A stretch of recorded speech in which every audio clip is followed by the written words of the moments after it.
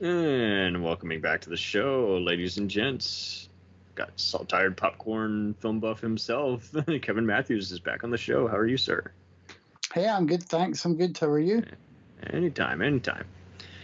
And so, once again, I, Cam, your host, is going to just be tackling a very sometimes divisive and just outrageous filmmaker. You know, just the second, as you can say, probably coming of Sam Raimi.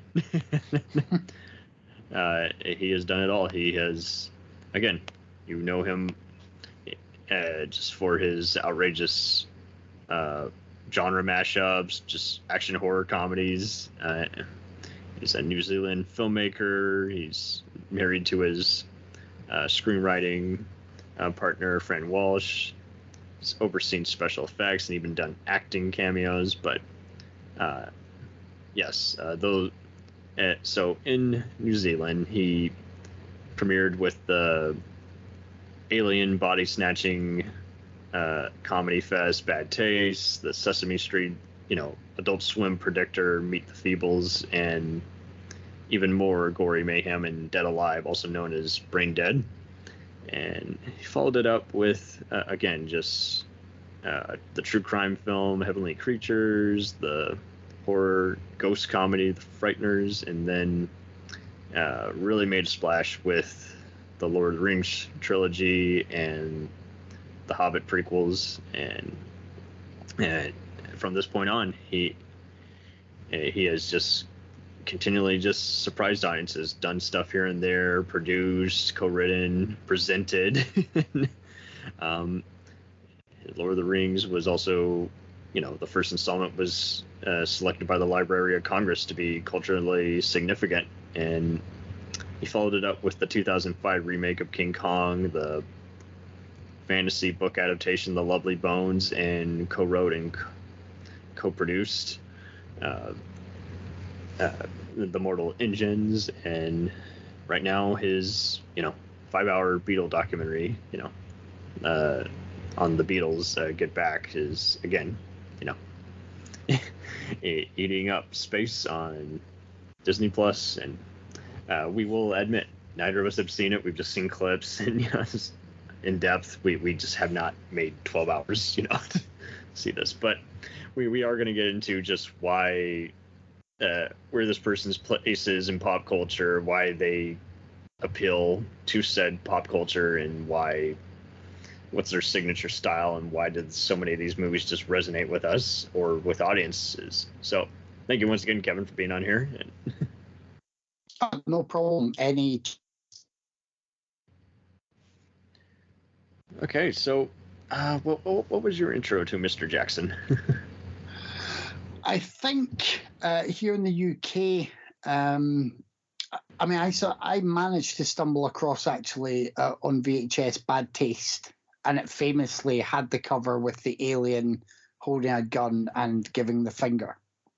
So Bad Taste was there, but somehow it already had, if I remember right, that famous trailer for Brain Dead, Dead Alive, where there was a joke aspect of it where it was saying cover one eye, and you won't see anything horrific, or cover the other eye and you'll see all the blood and gore. Obviously, I didn't cover. It's a great trailer, so I'm like, okay.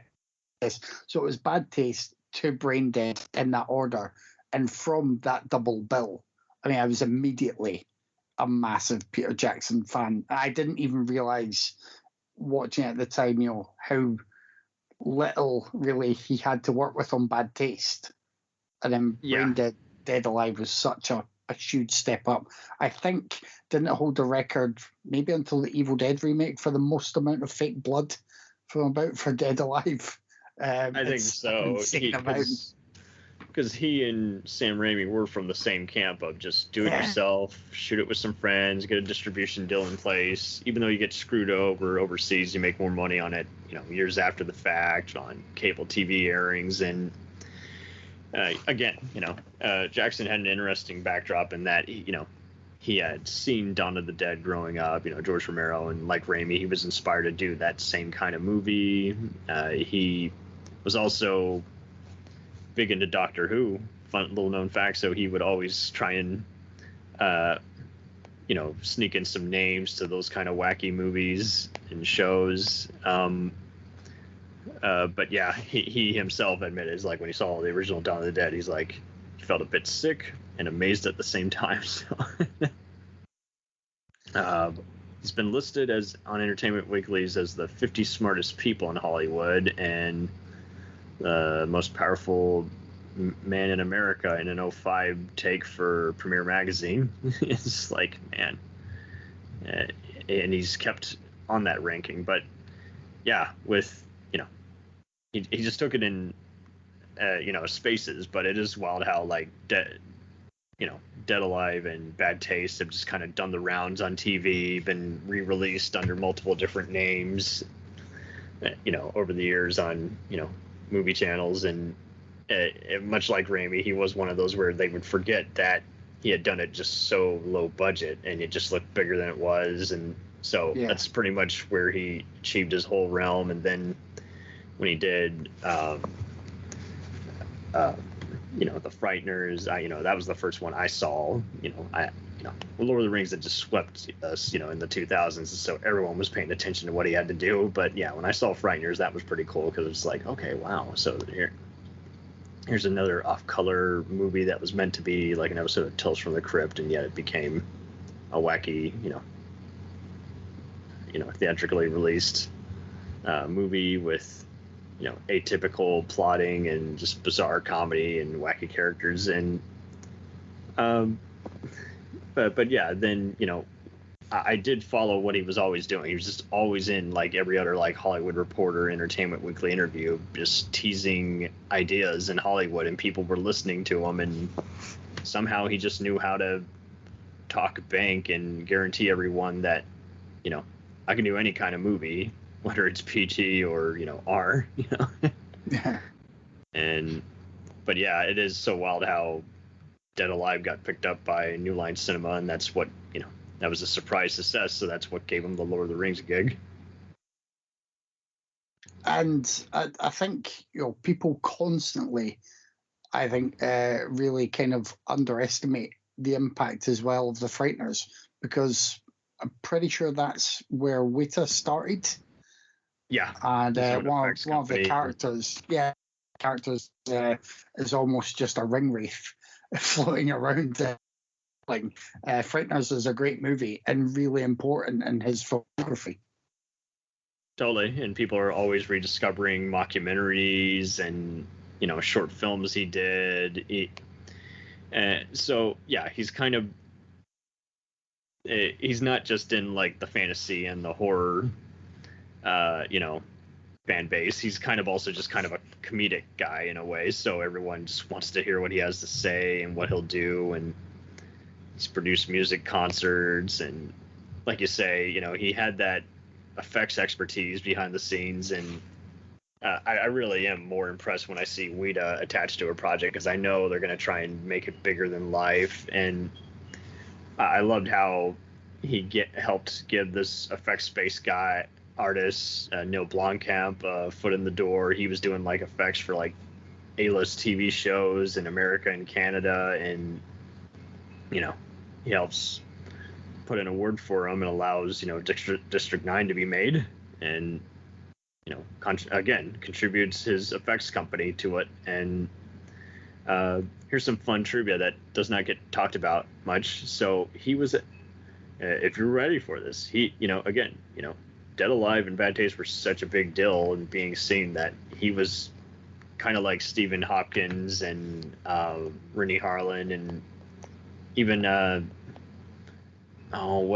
Anthony Hickox, just being attached as, whatever horror franchise we got coming out, we need you to be the sequel guy. And so he was attached to Alien 4, even sci-fi like Star Wars The Force Awakens, and as well as, Nightmare on Elm Street 6, Freddy's Dead, Freddy vs. Jason, I Still Know What You Did Last Summer, Exorcist, The Beginning prequel,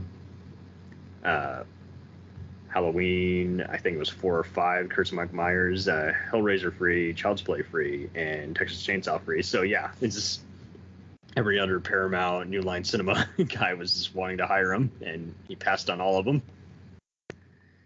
And I'm kind of cool with that. I like it when people don't have to just kind of come in late in the game and have to establish themselves as just a sequel guy and a competent filmmaker. He was even asked to almost helm the 2001 Planet of the Apes. Let's be glad he passed on that one.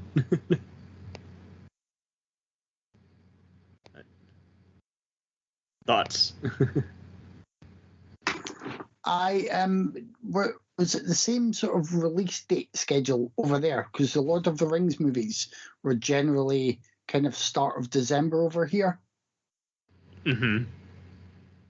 That's good. So they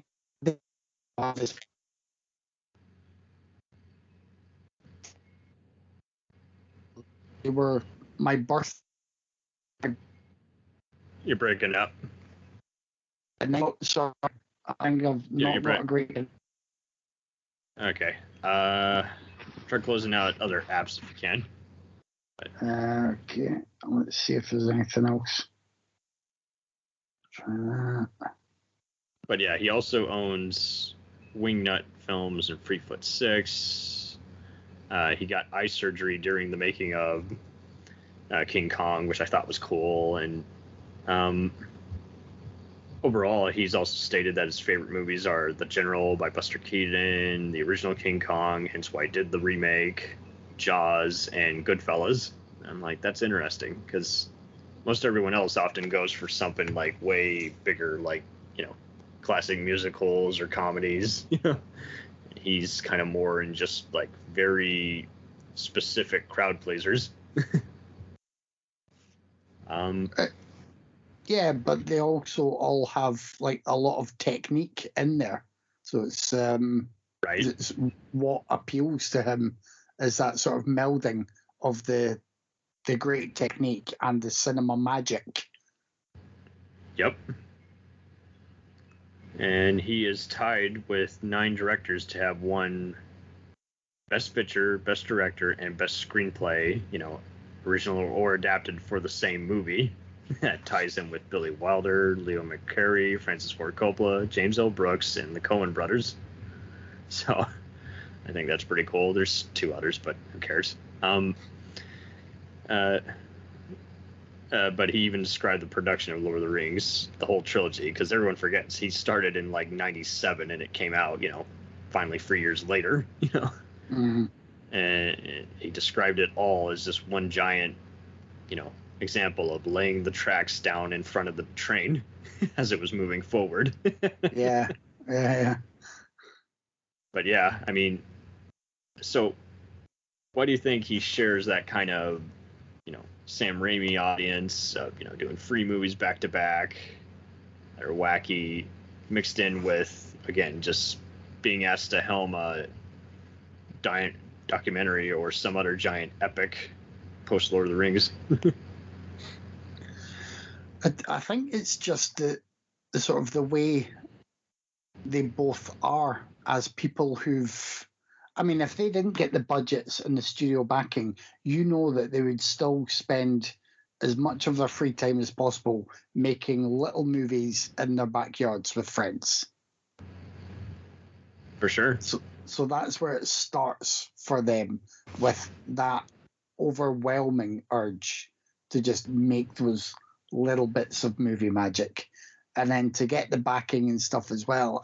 I think he maybe, it's not necessarily quid pro quo, but he mixes it up a bit for reasons that I think do appeal to him in terms of the archival material he gets to work through as well. And he knows about the value of film preservation. That's very well said, because unlike most people who do just effects, he's just the creative guy who directs the actors and, but he does more than that. He does actually, do more than just storyboarding and explain how he likes it and takes all the credit. He's actually, again, getting with his effects artists, seeing how they can edit it and shoot it ahead of time. And so, that he does deserve a lot of credit for that, I think, compared. So, I mean, it made sense why he did kind of have a similar George Lucas, background, and just make up your own effects company instead of hiring people who you may or may not, get along with, and you got to explain what you want. It's like, no, I'll make it from the ground up. I've only been doing it, with all my movies all these years.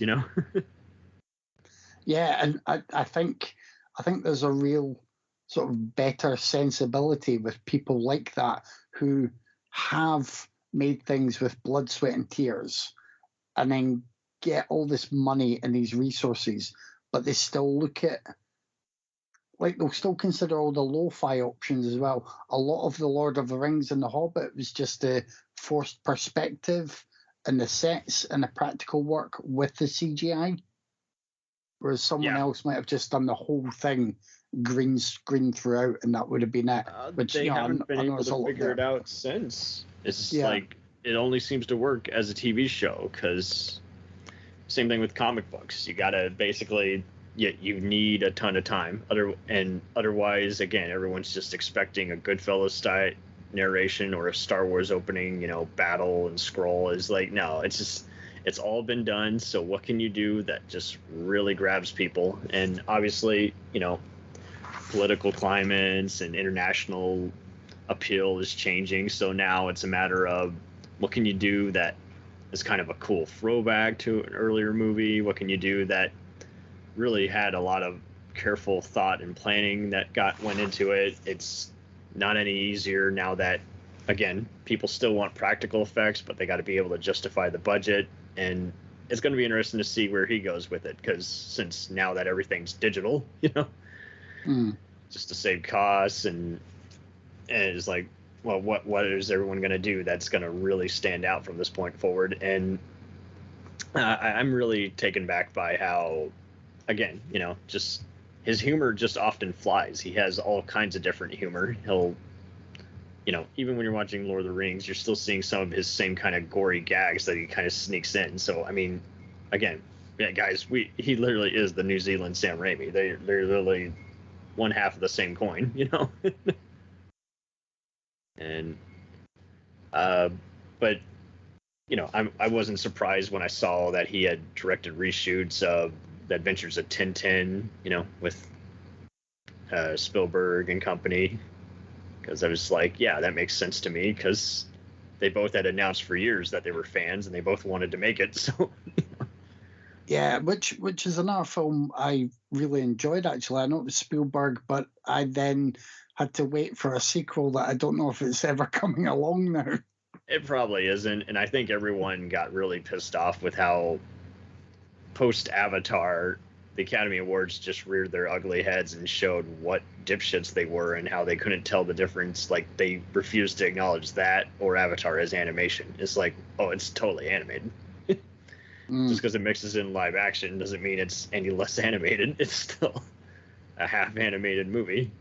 Actors, and you see video games, again, embracing, they'll kind of go for kind of, again, like you say, Evil Dead or Bad Taste kind of characters, and then they'll do a Lord of the Rings type opening, or again, post Avatar and Tintin, that there's been an increase in actors actually being inside, against a giant green screen, studio with dots on their faces, so that the characters they're voicing actually look like the actors. And so we've come a long way since, all the various Star Wars movies doing the whole just closed off film sets and all green screen. Now it's to where everyone can do all kinds of different things without having to worry about what everything looks like, how it's pre-visualized. And I hope they can continue, instead of continually hiring people who aren't well versed at all, with certain kinds of genres. So, well, yeah, again, the Jackson helped with that, because Andy Serkis played as pivotal a role as anyone in Lord of the Rings and King Kong. And that, you could say that was a stepping stone towards, the new Planet of the Apes movies and so many mocap performances since then. Well, and they even follow the same kind of story structure as Lord of the Rings. Is like, okay, we're going to take a pretty popular, thing that's been a book, it's even been a few movies, to various degrees of success. But here, we're going to do more modern day. We're going to do it basically, here's how it, the ape takeover happened. Here's what happened during the apocalypse. And then here's the final stand of the apes. And it's like, that was just, again, like you say, just very well thought out. And again, the effects told the story, and so it is really cool that, it's not just Pixar that understands that, and unfortunately, we've seen so many other animation and, big budget blockbusters that, producers are just by default going to be in love with it because they're like, hey, I want to produce more of what everyone else, has loved and which has made money. I'm like, yeah, but again, it doesn't mean anything if the story sucks. So it has been great to see him be heavily involved in, like you say, just doing miniatures, doing various props, overseeing his effects company, ensuring that they are given the best of the best, technology available. And like you say, just writing and making sure that, even when he reuses his actors, he makes sure to give them a totally different role instead of just, hey, I'm going to use you in every movie we do. Yeah. And honestly, he could be retired the next day, and that would be okay because he's already done a diverse filmography, and occasionally I will see people who didn't care for his horror comedies growing up or liked his horror comedies but didn't always found Lord of the Rings overrated, and I think that's okay. He's done so much diverse material at different stages of his life. He's good to go. And any movie I've seen of his, like, I was disappointed by the Lovely Bones, but I would hardly say it's a terrible movie. It's just kind of more of an average, disappointment with some, but I mean, it still earned, the cast some award nominations, and it was based off a bestseller. And so it's like, anything he's done, I would hardly call just an epic misfire. Like, I don't like the Hobbit prequels. They're not anything worthwhile or a good, follow-up after what Rings accomplished. But, I knew that kind of going in. He was brought back at the last minute, and at the same time, it is better that he came aboard as opposed to them hiring totally different people. And he didn't want to do it, but then at the same time, he was like, hey, everyone's happy to revisit this world. They still want more of it, so I might as well shut up, enjoy the paycheck, and make sure this movie looks good. So, I mean, I can't really fault him on that. And if they beg you to come back after a while, you might as well just say yes, And well, I think did you see them did you see any of them in the 48 FPS? No, I've only seen him in the theaters, and I had to throw, much like with Avatar, I had to throw the 3D glasses off after a while. But that was odd, and that didn't help because just not being used to it. It's true what they say. It was like kind of everything is so clear that it improved the special effects CGI, but if you looked at the sets and things, it was almost like a kind of late 80s, early 90s historical TV production. Yeah, it's like they spent so much on the big voice cast, and again, it only needed to be one movie because, like, movie 2, that had, again, nothing has to be like the book. It just has to have the best bits and make coherent sense. You're gonna have to cut pages inevitably, and I was one of those. That was my favorite book. Like, I read The Hobbit before I saw Lord of the Rings, and it was one of those.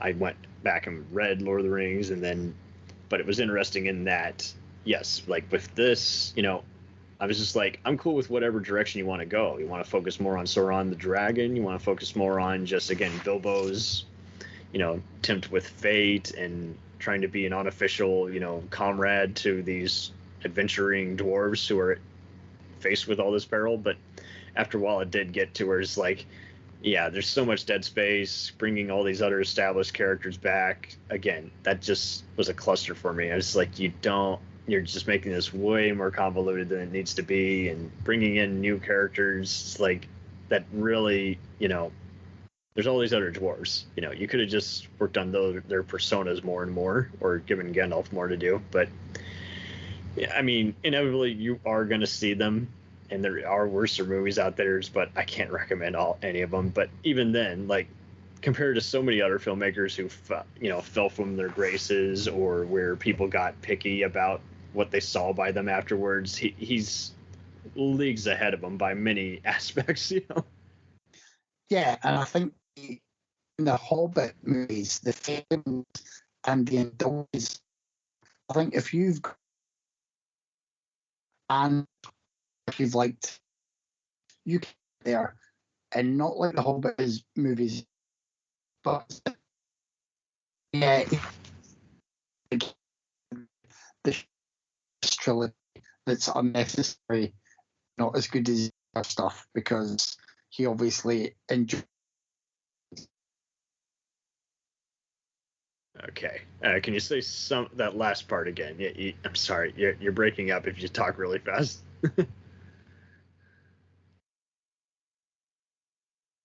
Hello.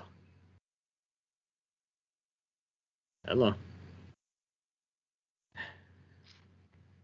Can you hear me? Is it coming through?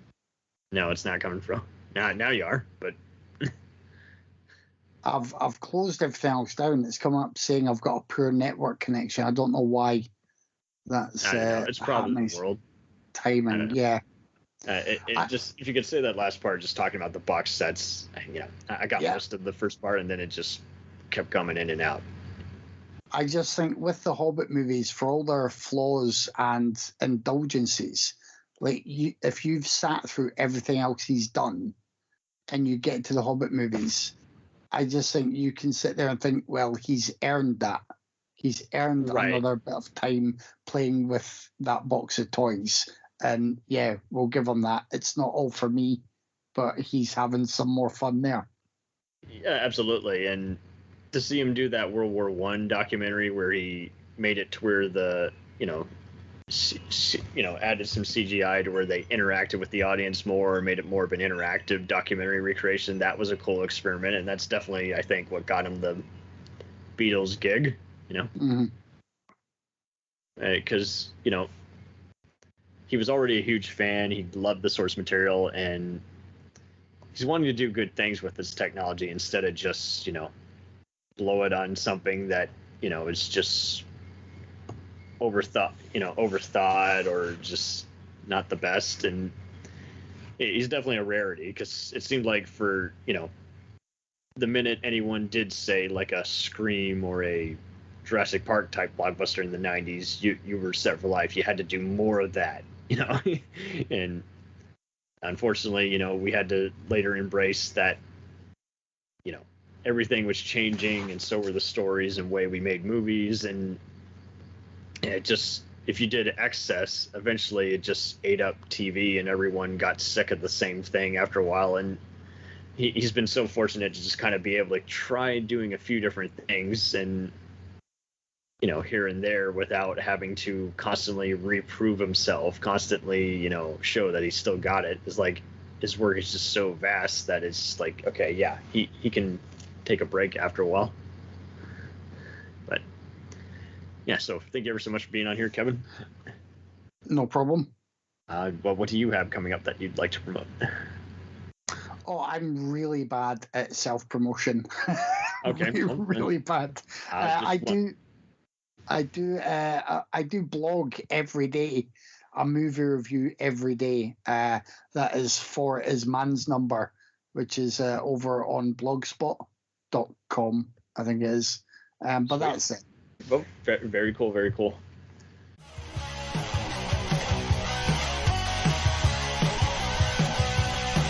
Follow us on the web on Facebook, Twitter, and Instagram.